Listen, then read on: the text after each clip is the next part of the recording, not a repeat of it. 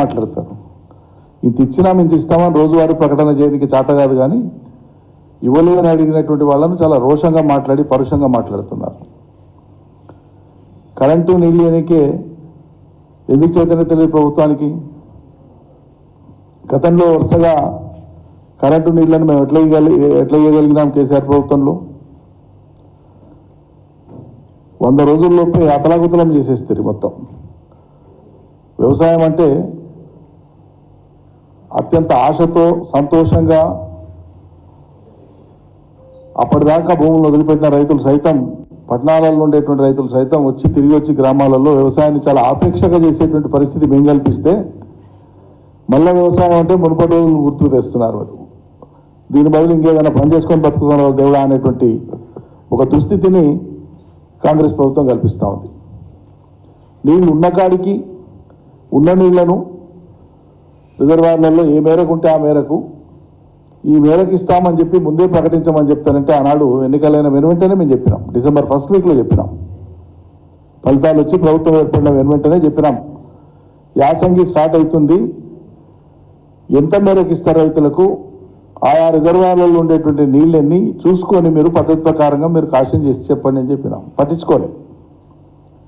రాజకీయాల మీద విద్వేషంగా గత ప్రభుత్వం మీద, ప్రభుత్వ అధినేత మీద మాట్లాడడానికి పరిమితం అయిపోయినారు. ప్రణాళికాబద్ధంగా ఉన్న నీళ్లను హేతుబద్ధంగా ఎట్లా వాడుకుందాం అనేటువంటి దానికి ఒక్కనాడు కూడా సమీక్ష చేయలే ఈ ప్రభుత్వం. ప్రాజెక్టులు గేట్లు ఎత్తి నీళ్ళు ఇవ్వమంటే అది చేత కాదంట, కానీ రాజకీయ గేట్లు ఎత్తి పార్టీలో అందరూ రావాలని చెప్పి మాట్లాడుతున్నారు. ఎత్తంగానే మొత్తం జనం అంతా వచ్చేస్తారని మాట్లాడతారు. రాజకీయాల మీద ఉన్నటువంటి దృష్టి మక్కువ రైతాంగం మీద లేదు. అయిపోయినాయి కదా రాజకీయాలు, ఎన్నికలు అయిపోయారు. మీ ప్రభుత్వం ఏర్పడే ఈ మళ్ళీ 5 ఏళ్లకు ఈ లోపల చేయాల్సిన పని ఎందుకు ఎన్నికైనా ఆ పని చేయాలి కదా. మీ ప్రభుత్వం వచ్చేది ప్రజలకు సేవ చేయడానికి. ఈ రాష్ట్రంలో 59-60% మంది ప్రజలు ప్రత్యక్షంగా పరోక్షంగా వ్యవసాయం మీద ఆధారపడి బతుకుతారు. అంటే 2.5 కోట్ల పైచిలుకు మంది. వాళ్ళ జీవితాల పట్లనే మీకు పట్టింపు లేకపోతే మీరు ఏం చేస్తున్నట్లు? అసలు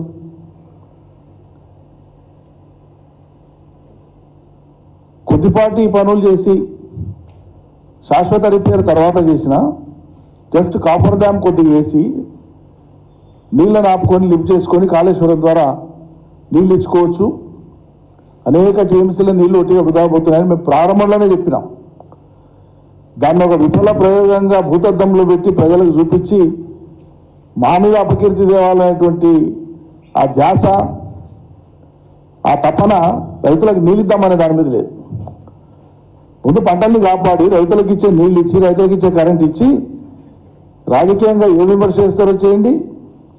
తప్పులు జరిగి ఉంటే ఏం తప్పులు జరిగినాయో నిర్ధారించండి, విచారణ చేయండి, చర్యలు తీసుకోండి.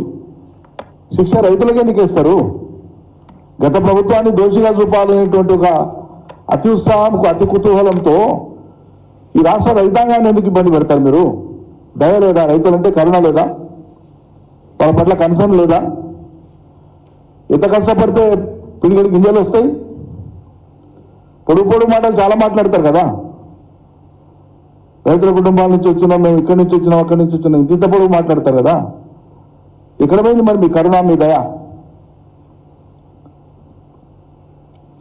కొడుకు మీ నిర్వాహకం వల్ల నీళ్ళు లేని కారణంగా పంటలు ఎండిపోతున్నాయి.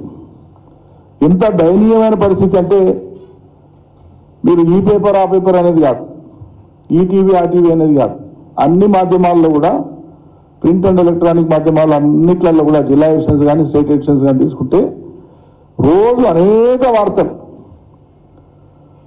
ఆవులకు మేతగా మారుతున్నటువంటి పంటలు, జీవాలకు మేతగా మారుతున్నటువంటి పంటలు, గంగమ్మ కోసం, గంగమ్మ జాడ కోసం మరింత లోతుకు బోర్లు. గతేడాది చెక్ డ్యాంల నిండా నీళ్లు, రైతులకు సమృద్ధిగా నీళ్లు, 7 దిక్కులేదు. పొలాలకు ఇప్పుడు ఉండేటువంటి పంటలను సంరక్షించుకోవాలని చెప్పి ట్యాంకర్లతో, నీటి ట్యాంకర్లతోనే రైతులు అవస్థలు పడి కష్టం చేసి పెంచుకున్న రైతు తన కళ్ళ ముందర పంట ఎండిపోతుంటే చూసి తట్టుకోలేరు. ఇంకా భారమైనా సరే అని చెప్పి పాపం ట్యాంకర్లు పెట్టుకొని నీళ్ళు తెచ్చి పంటలు ఎంతో కొంత కాపాడుకుందాం అనేటువంటి ప్రయాసపడుతున్నారు. అనేక చోట్ల కరెంటు లేక రోడ్లు ఎక్కుతున్నారు. ఈ నీళ్ళు అడిగితే కరెంట్ అడిగితే వాళ్ళ మీద కేసులు పెడతాం. ఇదేం దౌర్జన్యం నాకు అర్థం కాదు. ఇప్పుడు పుట్లధాన్యం పండించేటువంటి రైతులు ఆ పంటల్ని జీవాలకు మేపాలంటే ఎంత బాధ, ఎంత శోకం, ఎంత వేదన ఉండాలి రైతుకు. తన కళ్ళ ముందే తన పంట పోతా ఉంటే ఇన్ని జరుగుతున్నాయి.